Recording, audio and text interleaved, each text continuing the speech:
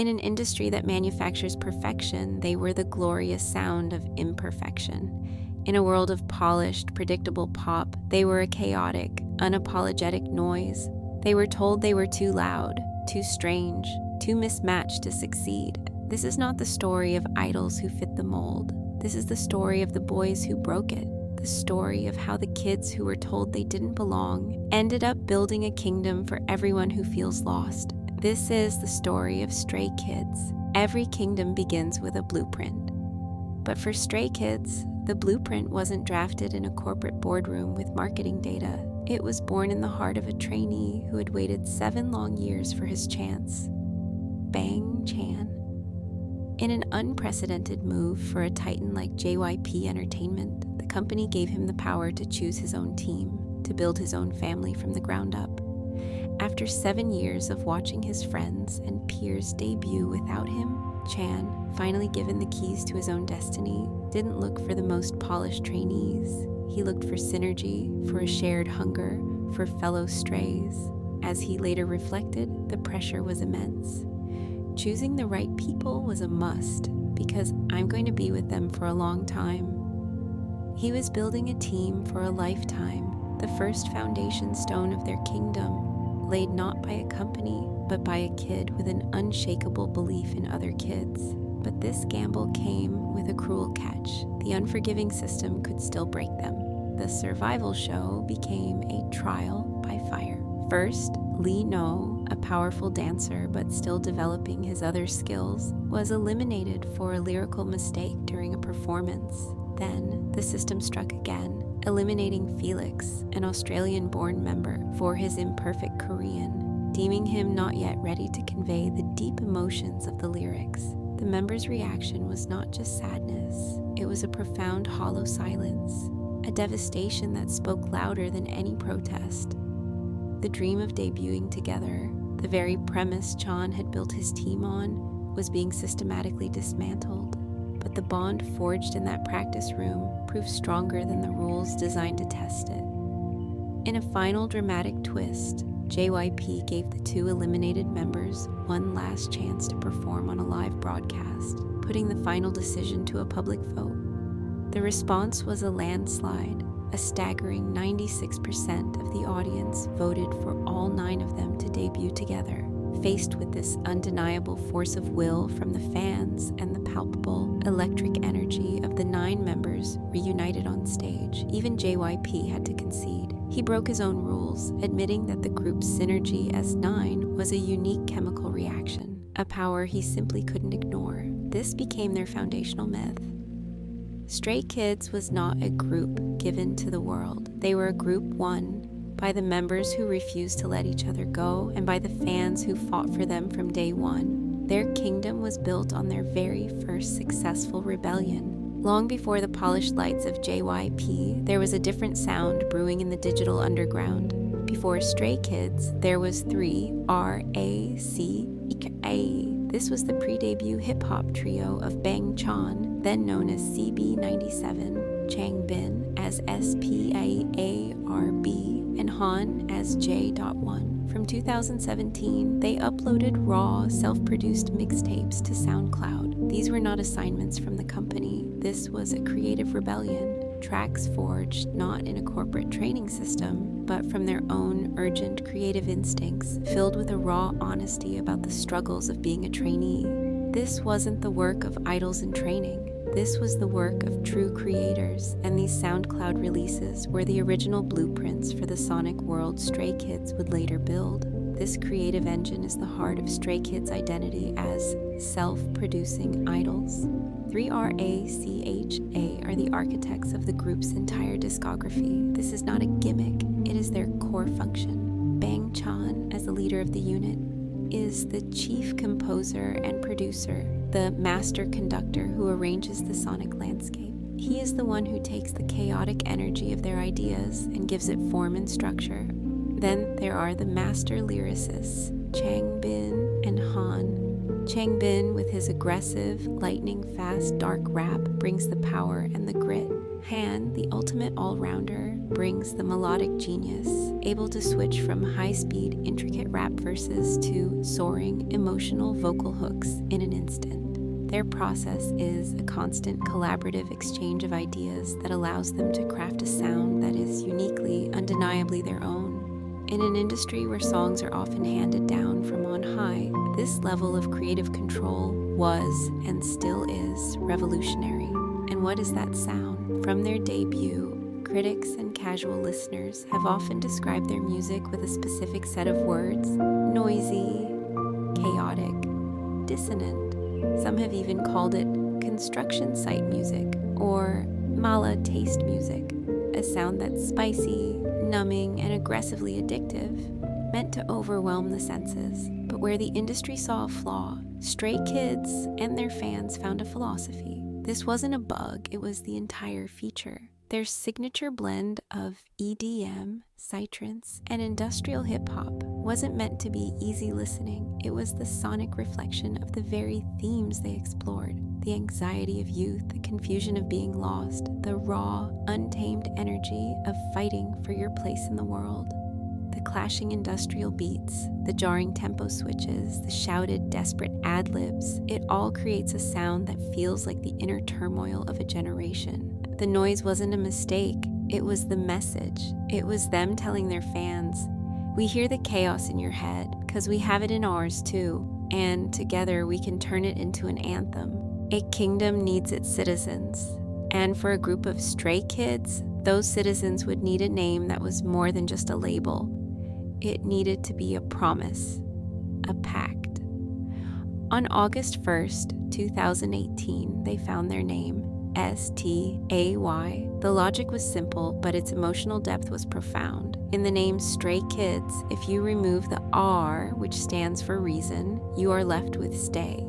The fans became the very reason for the Stray Kids to stay. This wasn't just clever wordplay, it was a radical reversal of the typical artist-fan dynamic. It was a social contract, a declaration of mutual dependence that said, we are in this together. This pact was solidified in their official motto, a phrase repeated like a prayer at concerts and in messages to their fans: you make Stray Kids stay. It's a statement of profound humility, an acknowledgement that the kingdom needs its people to survive, that the artists need their fans not just for success, but for their very purpose to exist. The foundation of this kingdom was built not on grand stages, but in the quiet intimacy of a small room. It was called Chan's Room. Every week for over 200 episodes across several years, leader Bang Chan would go live. No elaborate sets, no scripts, no pretense, just him in his studio, often late at night, casually dressed, sharing his favorite music and talking about life. It was a revolutionary act of intimacy in an industry that thrives on distance and mystique. It became a sanctuary, a weekly therapy session for millions. He gave heartfelt advice on everything from school stress to personal struggles, creating a digital campfire where fans could gather for warmth. He ended each session with a warm hug, a virtual embrace that reached across screens and continents, a simple ritual that made thousands of people feel seen, heard, and cared for in a way that was unprecedented. This wasn't fan service, it was community service. It built a level of trust and intimacy that became the bedrock of their entire kingdom, and that trust is rewarded in the very music they create. Stray Kids' lyrics are the constitution of their kingdom, speaking directly to the struggles of its citizens. While many of their peers sang of fairy tale romances or fleeting love, 3RACHA crafted anthems for the anxious and the lost. They gave a voice to the voiceless. In Elevator, they screamed about the despair of being trapped at rock bottom with no one to care or worry about me. In Voices, they fought back against the crushing weight of self-doubt and the negative voices in their own heads, a feeling universally understood by anyone who has ever felt like an imposter. And in My Pace, they delivered a high-energy sermon on self-acceptance, reminding listeners that it's okay to run your own race and not compare yourself to others. Their music wasn't just something to listen to, it was something to live by. It was a service, a lifeline for anyone who ever felt lost in the static. They weren't just idols, they were allies. They weren't just building a fan base, they were building a family, a global haven where every stray kid could finally find a place to stay. If you've ever found a piece of your own story in a song, you understand the power of being truly heard. Let us know in the comments which Stray Kids lyric made you feel seen. For the first few years of their career, Stray Kids were building their kingdom brick by brick. They had a fiercely dedicated fan base, but in the wider K-pop landscape, their noisy sound wasn't climbing the domestic charts in the way expected of a group from a big three company.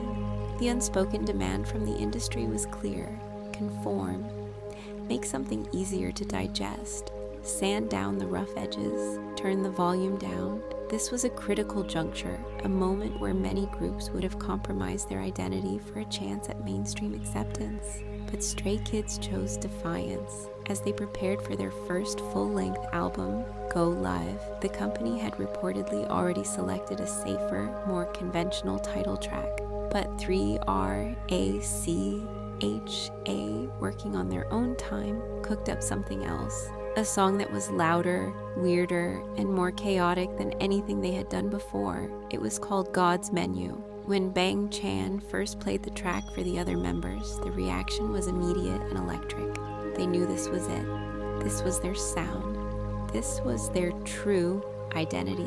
In an unprecedented move, they fought for it, pushing the company to switch the title track at the last minute, to trust their instincts over a proven formula. It was the ultimate bet on themselves. God's Menu was a declaration of intent, served on a silver platter. The lyrics weren't just about food, they were a metaphor for their entire creative process, taking unique ingredients, mixing them with unapologetic confidence, and serving up a flavor no one else could replicate. Felix's iconic opening, "Cookin' like a chef, I'm a 5-star Michelin," became a cultural catchphrase. The do-do-do hook, with its sharp chopping choreography, was inescapable, and the world was hungry for it. God's Menu exploded. It went viral on a scale they had never seen before. The very things they were criticized for, the noise, the chaos, the aggressive energy, were the exact ingredients that made it a global phenomenon. They hadn't changed for the world had changed for them.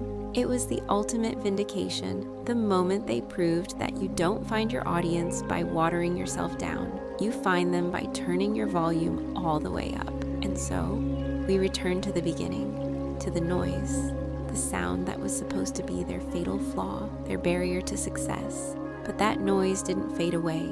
It didn't get polished or quieted down. It grew louder. It crossed oceans and language barriers, transforming from the sound of a few kids in a Seoul basement into a global frequency. It became the anthem for every person who ever felt out of place, every misfit who was told they were too much or too strange. The static they were told to tune out became the very signal that millions tuned into, desperately searching for a place to belong. The kingdom they built for the Misfits is no longer a small, secret haven. It is now a global empire, visible in the passion of their diverse fandom. It is seen in the sea of compass-shaped light sticks at sold-out stadiums in Los Angeles, Paris, and Tokyo. It is heard in the roar of tens of thousands of voices screaming back the lyrics that once only made sense to them. This kingdom is a digital continent, a network of fans who found each other through a shared love for a sound that understood them. They didn't just find a group to follow, they found a community to belong to. Stray Kids' success is therefore not just a musical triumph, it's a philosophical one. In an industry built on perfection, they are the undeniable proof that authenticity is a more powerful currency. Their journey is a testament to the fact that you don't have to sand down your edges to fit in. You don't have to quiet your voice to be heard. You can, instead, build a new world that celebrates those edges. Their kingdom wasn't built in spite of their perceived flaws. It was built because of them. Their imperfections became their foundation. Their chaos became their harmony. Their anxiety became their art. They took the name Stray Kids, once a label of being lost and without direction, and turned it into a banner, a flag for all those who have found each other.